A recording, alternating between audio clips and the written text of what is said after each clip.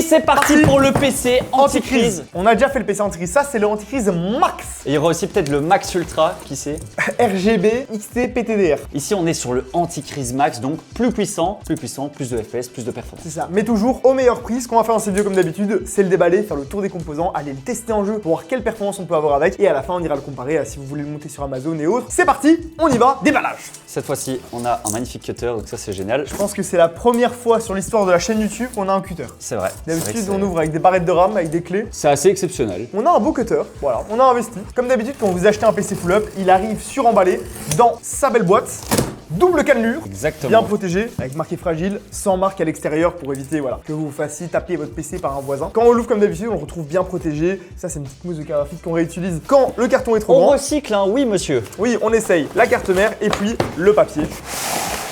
Comme d'habitude, gardez bien tous les emballages. C'est vraiment important si jamais vous déménagez ou même, ça peut arriver, d'avoir un petit souci technique sur le PC. Au moins, vous avez tous les emballages. C'est super important et ça prend pas tellement de place. Alors le gros suremballage, au pire, on peut toujours acheter un carton. Mais c'est surtout la mousse à l'intérieur, celle-là, faut bien la garder. Alors là, on va un peu changer d'habitude. On a vu pas mal de Ximatech, de MSI sur la chaîne et sur les PC FlowUp. Là, on travaille avec Asa, qui est une marque qu'on travaille avec eux d'ailleurs depuis le lancement de FlowUp. C'est eux qui avaient fait les PC pyramides. C'est vrai. Ils ont fait plein de boîtiers hyper originaux. Ils ont à chaque fois un stand de Computex qu'on vous présente. Et surtout, aux États-Unis, c'est eux qui montent quasiment tous les PC du pays. Ouais, ils ont la plus grosse usine de montage de PC aux États-Unis. Ils savent y faire, les gars. C'est colossal. Ils connaissent le métier. Exactement. C'est pas à eux qu'on va apprendre à monter un PC. Et donc ici, on est sur le Source Asa, donc un peu spécial. Ça change de ce qu'on voit d'habitude, les aquariums. On s'est dit, allez, on change un peu. Parce que c'est bien les aquariums, mais FlowUp, finalement, ça va devenir que des PC aquariums. Et puis ici, comme on est sur le PC anti-crise max, on s'est dit qu'on allait essayer de faire le meilleur rapport qualité-prix. Comme d'habitude, vous avez le petit fascicule d'installation. Pour ceux qui ont vu la dernière vidéo sur la chaîne French Hardware, à l'inverse de Lenovo, nous, on vous a mis des petites couleurs et des petits schémas. Voilà, c'est vrai que ça coûte plus cher. Hein. Techniquement, on pourrait gagner quelques centimes en mettant en noir et blanc. C'est dégueulasse. Voilà le PC, mais avant de l'allumer, super important et faites-le bien sur votre premier PC, même si vous êtes excité et que vous avez envie de lancer votre nouvelle game de Counter-Strike. Avec le boîtier Source. Oui, tout à fait, CSGO Source, vous voyez. Vous ouvrez, vous n'oubliez pas de retirer la mousse expansée, c'est celle-là dont je vous parlais qu'il faut bien garder en cas de renvoi. Maintenant, le PC est prêt à être allumé. Je peux l'allumer, tu me permets? C'est parti.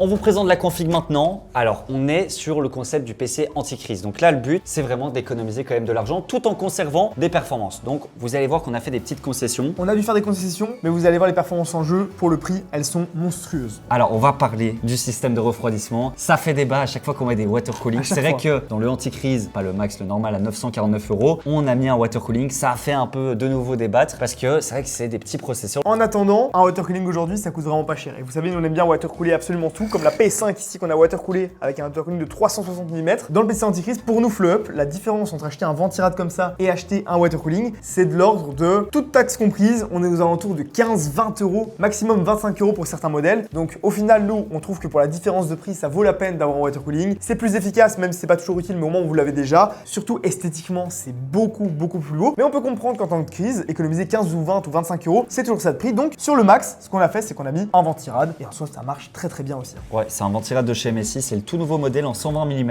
et pour un 65 watts, on verra les températures, c'est assez exceptionnel. Et pour la RAM, pareil, on a pris de la RAM non RGB qui nous restait. Alors, on a comparé, je pense qu'il y avait littéralement 4 € de différence entre le modèle non RGB et RGB. Mais on vous écoute, on vous a entendu. Donc c'est vrai que 15 € plus 4 € plus 5 € finalement, ça fait une petite économie. C'est ça, c'est pour ça que là vraiment, on a essayé de mettre au minimum. La carte mère aussi, c'est sûr que c'est loin d'être une des meilleures cartes mères. C'est comme sur le PC anti-crise de base, c'est une A620. C'est pas les meilleures cartes mères, mais sincèrement, vous avez aucune différence de performance en jeu. C'est peut-être légèrement moins évolutif, c'est vrai. Mais moi, parfois, je préfère avoir une carte mère un peu moins chère et avoir un beau système de water cooling, un beau PC dont on est vraiment fier. Mais on peut comprendre que d'autres préfèrent un ventirad. En soi, la carte mère ici, on va vous montrer en jeu à nouveau, mais les performances sont exceptionnelles. En fait, c'est un peu comme avoir 32 Go de RAM. Alors oui, on a vraiment des performances en plus avec 32 Go de RAM, mais est-ce que c'est vraiment utile à tout le monde en temps de crise? Et quand on voit le prix aujourd'hui, on voit que quasiment tout le monde pourrait se contenter de 16 Go. Et alors, je le rappelle, ce Ryzen 5 7500F, qui est quand même un seeker, il est assez exceptionnel, il monte haut en fréquence. Et avec une carte mère comme ça, entrée de gamme, il faut le dire, c'est un chipset A, ça marche super bien. N'allez pas mettre un 9800X3D dessus, Non. on vous le dit d'avant, ça ira pas. Alors ce qui est sûr, c'est qu'on le voit, la carte graphique prend une place phénoménale. On a mis quasi tout le budget Dans la carte. qui est selon nous la meilleure carte de 2026, Clairement. avec tout ce qui se passe en ce moment, avec la hausse des prix sur chez Nvidia, etc. Et surtout la VRAM, là ici on est sur la RX 9070 XT, 16 Go de VRAM de chez Gigabyte, qui est absolument exceptionnel en termes de performance. La meilleure carte de chez AMD dans un Ouais. PC à 1600 €, c'est l'Antichrist Max.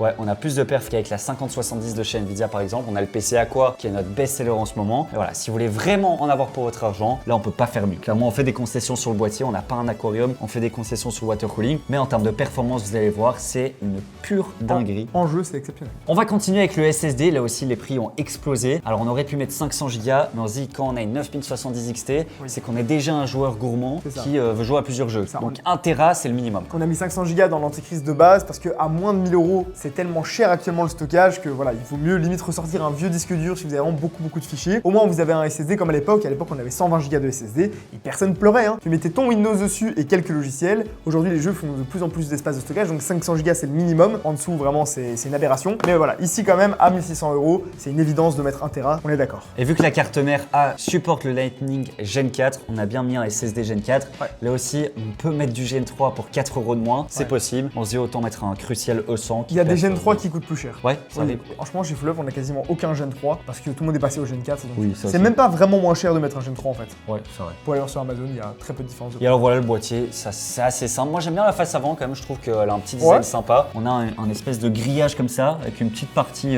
légèrement biseautée, c'est très sympa. Ça change et on revient un peu au basique, quoi. C'est ça, c'est sobre, c'est aéré, c'est en mèche. Il y a 3 ventilateurs en façade, des vrais bons ventilateurs, RGB, tout ce qu'il faut. On a le ventilateur à l'arrière. Comme on n'a pas de water cooling du coup, on n'a pas de ventilateur au-dessus. Mais de toute façon, l'air chaud monte naturellement et donc peut également sortir par là. Et quand on fera les tests de température, on refera un petit test de fumée pour vous montrer. Mais c'est vrai que ça aussi de nouveau, c'est un argument pour les water cooling. Quand tu as un water cooling au-dessus, l'air chaud sort directement et la chaleur du processeur est directement émise dans le radiateur qui après est sorti. Donc on gagne encore quelques degrés à l'intérieur et surtout on économise 1 ou 2 ventilateurs qu'on devrait peut-être ajouter au-dessus si on part sur un ventirad. Ici de nouveau, il chauffe pas beaucoup donc c'est pas nécessaire Ouais. d'en rajouter. Et toi, allez honnêtement, entre le Aqua et le Antichrist Max. Moi, il y a quand même tu vois, il y a un peu le choix de la raison qui dit de prendre le Antichrist Max, mais en même temps, La le beauté. Aqua avec le water cooling, l'aquarium, je sais pas. Toi, tu prendrais quoi? C'est vraiment Nvidia vs AMD quoi. Nvidia Ah oui, oui, là, c'est c'est complètement. c'est la beauté mais c'est cher. AMD c'est les performances, le choix de la raison. Toi, tu prends quoi, Jarod? Le Red Bull. Yes, pas Rien à voir. Bon, on va regarder à l'arrière ce qui Alors, se passe. honnêtement, en ce moment, je pense que je prendrais l'Antichrist Max pour avoir un max de perf parce qu'on sait pas comment ça va évoluer dans le C'est futur. vrai. Tu vois. Moi, je prends quand même l'Aqua, je pense. Ouais. Voilà. Dites-nous dans les commentaires si vous préférez la beauté ou les performances et les rapports qualité. Il faudrait faire un méga sondage comme ça parce que ça fait débat Ouais. à chaque vidéo qu'on sort. Ouais, pourquoi vous mettez du budget dans la beauté? De toute façon, c'est aussi pour ça qu'il y a différents PC sur le site de Flop. Chacun prend ce qu'il Oui, veut. voilà. Alors, voyons un peu le cas management. On n'a pas du tout ouvert le PC ou quoi que ce soit. Non. On n'a pas préparé à l'avance. On prend vraiment un PC au hasard. Ça va, c'est propre, hein. Qui est d'ailleurs très bien monté. Ouais. On a un beau cas management. Tout est bien attaché. C'est assez bien. Et pour l'alimentation, bon, la 9070 XT est une grosse carte. C'est la carte Oui. la plus haut de gamme de chez AMD. Il faut quand même mettre une bonne alim. 750 watts de chez MSI. La A750GL. En soi, elle a le PCI qui sert du coup à rien. Oui, mais au moins si vous voulez changer un jour votre carte et mettre une Nvidia, ça pourrait fonctionner. Mais là, on est sur une super alim, 750 watts en 80 plus gold. Et surtout, elle est modulaire. Donc, tous les câbles qui ne servent à rien, on peut les retirer. C'est vrai que l'alimentation, c'est un truc sur lequel on évite de lésiner parce que clairement, c'est garanti super longtemps. C'est le genre de composant que vous pouvez garder toute votre vie. Et ici, c'est quand même une grosse carte graphique qui pompe pas mal. Ce serait dommage d'aller mettre une alimentation AliExpress ou Temu qui va griller votre carte graphique. Oui, ça en évite. Ce serait l'inverse de l'anticrise. Voilà. Ce serait même plutôt la crise. Ben voilà, maintenant on va vous prouver que ce PC performe pour le prix. passe On au va bench. faire des tests dans plusieurs résolutions. C'est parti. On y va, on passe au bench. On commence par le test OCCT. Pour une fois, on change un petit peu les règles. Pourquoi? Comme ça, on peut faire le test de fumée et surtout comme ça, on peut retirer la vitre après. À chaque fois qu'on fait le test OCCT, on les règle en avance avec la vitre. C'est Jarod qui s'en occupe. Là, le OCCT est actuellement en train de tourner. Ça fait 33 minutes et comme ça, on va pouvoir voir si on est limité par le ventirad et par la carte mère avec les étages d'alimentation qui ne sont pas refroidis ou pas. Vous pouvez le voir tout de suite. C'est pas le cas. Ici, le 7500F, vous pouvez voir. Alors, il est à 91 degrés. C'est chaud. C'est pour ça qu'en général, on met des water cooling. Mais en soi, ça marche très bien. Et je vous le rappelle, on est sur un test power. C'est vraiment des conditions extrêmes que vous n'aurez jamais en jeu. Donc, votre processeur n'atteindra jamais ces températures-là. Donc là, on peut voir qu'il est à 91 degrés. Mais surtout, super important, c'est qu'il tient ses fréquences. On peut voir qu'il est monté au maximum à 5 GHz. Et là, il est à 4,6. Donc ça, c'est bien. Ça veut dire qu'on n'est pas bridé par la température, même en test power. Et que donc, le ventirad suffit. Mais surtout également que du coup, les étages d'alimentation ne posent pas de problème sur la carte mère. On va faire le test de fumée avant de retirer la vitre pour voir un petit peu ce que ça donne. À mon avis, tout va sortir à l'arrière. On peut voir déjà que les 3 ventilateurs en façade aspirent super bien la fumée. Regardez, je suis à une dizaine de centimètres, presque une vingtaine, et pourtant c'est bien aspiré. Et comme prévu, tout sort derrière, quoique, on a quand même un peu de fumée qui sort naturellement vers le haut. Là, ça sort de manière passive. Si on avait eu un water cooling et des ventilateurs au-dessus, ça sortit de manière active. Est-ce que ça change quelque chose? Honnêtement, pour un processeur comme ici qui consomme pas beaucoup, on peut voir qu'on est à 112 watts, alors que de nouveau on est en power, eh bien ça suffira largement. Donc oui, un ventirad suffit sur des petits processeurs comme ça. Non, ce n'est pas nécessaire d'avoir des ventilateurs au-dessus. Et oui, même si la carte mère ne fait pas rêver, en soi, en termes de performance, ça ne changera rien. Les températures de la carte graphique, je n'en parle même pas. Elle est à 64 degrés en power, à 100%. Et on peut voir qu'elle fait 330 watts de consommation. C'est vraiment beaucoup. Les cartes AMD consomment un tout petit peu plus en général. Mais on peut voir qu'avec la brique que c'est, les trois ventilateurs en façade, eh bien ça passe sans souci. Je retire la vitre pour éviter les reflets et on va maintenant passer aux performances en jeu. Vous allez voir que tous les jeux, on a testé en 1440p et en 4K. Et oui, on peut se le permettre. Même si le PC ne vaut pas 3000 €, on peut jouer très facilement en 4K, étant donné qu'on a mis un maximum de budget dans les performances de la carte graphique. Ici, le seul jeu où on l'a fait également en 1080p, c'est Counter-Strike, parce que tout le monde voit, énormément de gens jouent en 1080p, même s'il y a de plus en plus de 1440p, mais personne ne joue en 4K. Ici, en 1080p, on a 452 FPS. Je sais pas ce que vous voulez que je vous dise de plus, c'est absolument excellent. Et en 1440p, on est à 357 FPS. Donc vous pouvez jouer aujourd'hui avec ce PC sur un écran 360 Hz en 1440p élevé à CS2. À l'aise Blaze, je pense qu'on peut le dire, ça tourne très bien. On a évidemment fait un 3D Mark, on a 22 154 de score. Qu'est-ce que je vous dise de plus? Évidemment que vous allez pouvoir faire absolument tout tourner. Le score graphique est scandaleux. Voilà, je pense qu'on devrait nous mettre en prison pour avoir sorti un PC à ce budget-là avec une 9070 XT parce qu'on a 30 000 de score graphique. Voilà. Bon, après le CPU, c'est pas la même chose. On est sur un processeur très axé gaming, pas du tout pour le multitâche, pas du tout pour le multicœur. C'est ça le score CPU. C'est vraiment si vous avez un processeur, un i9 ou un Ultra 9, là vous avez un très très bon score CPU. Mais pour le gaming, ça n'a aucune utilité. 6-8 cœurs, c'est largement suffisant. Et ici, ce 7500F fait largement l'affaire. Si vous voulez un PC plus polyvalent qui va vous permettre de faire d'autres choses, du montage vidéo, etc., allez voir sur le site de Fleup. On a plein d'autres PC, dont d'autres en 9070 XT avec des Ryzen 7. Ce sera un peu plus polyvalent. Comme d'habitude, on teste Cyberpunk ici en 1440p élevé et on a 274 FPS. Le FPS minimum, donc le plus bas, est à 225. Là aussi, c'est super stable. En général, Cyberpunk, c'est toujours stable. C'est très très bien optimisé. Mais si on avait eu des problèmes avec la carte mère ou avec le CPU, on aurait pu avoir des petites chutes de FPS. Ici, c'est pas le cas. Et en 4K, là aussi, ça tourne très bien. Alors pour ces deux tests, on a activé la génération d'images AMD FSR 3.1, c'est bien activé, et la finesse et le super résolution de FSR 4. Donc tout est bien activé avec le ray tracing aussi. Et là, on est à 133 FPS. Voilà. Vous pouvez jouer sur un écran 144 Hz 4K avec ce PC à 1100 €. C'est l'Antichrist Max. Sur Monster Hunter Wilds, qui est le jeu le moins bien opti de tous ceux qu'on teste en général, c'est celui sur lequel on a le moins de FPS.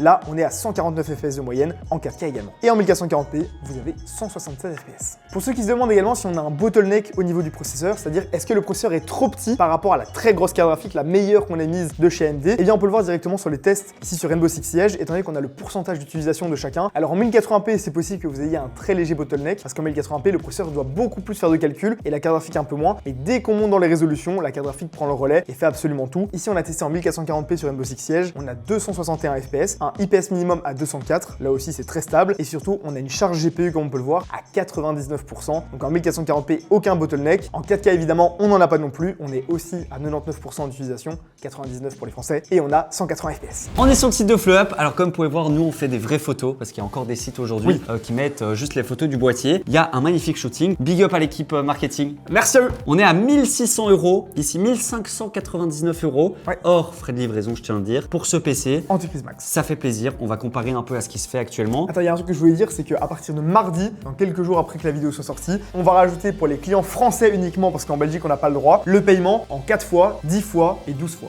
12 fois, ça c'est pas mal. Ouais. Parce qu'en Belgique, on est limité à 2 ou 3, mais maintenant, on peut, en tant que société belge, proposer aux Français du 4, 10, 12. Donc ceux qui veulent étaler un peu plus le paiement de leur PC, quand on voit les prix de la RAM, etc., et le prix de l'essence, on peut comprendre, eh ben, vous pourrez le faire en tant que Français. Voilà. Voilà, ça fait plaisir. Merci Mathis pour cette info. C'est avec plaisir, on se retrouve la semaine prochaine. Salut.